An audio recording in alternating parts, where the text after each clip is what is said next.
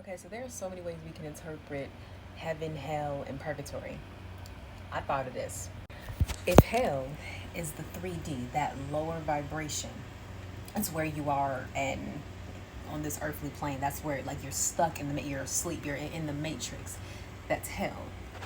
And then heaven is the 5D. It's that higher ascension. It's that Christ consciousness that you can still have heaven on earth in your earthly body, but it's all in the mind. It's all consciousness. And then purgatory is the in between. It's like you're not in heaven, you're not in hell, you're in the in between. And the purgatory is working within your spirit to get to heaven. What if purgatory is the awakening, the spiritual awakening itself, the dark night of the soul, where you go through all of your traumas, all of your pain to alchemize and transmute that energy to ascend? Because you know how they say you die and go to purgatory, you don't go to heaven right away. But when it's your spiritual awakening, it's not a physical death, it's an ego death. It's a death of an old version of yourself that you're allowing to die.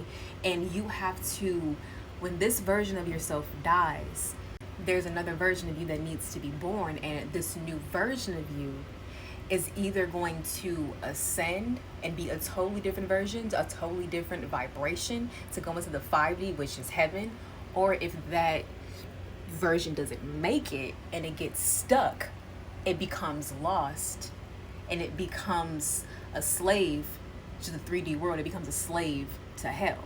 And at that point, it's like they're stuck in the 3D, they're stuck at the matrix, and it's like they're stuck in hell. So yes, they're alive and they're still living in hell. Because when they went through a spiritual awakening, they didn't ascend, they got lost. Okay, so how do you know a person is stuck in their suffering? Is that they constantly talk about their past and they focus on the problems, but they do not focus on the solution.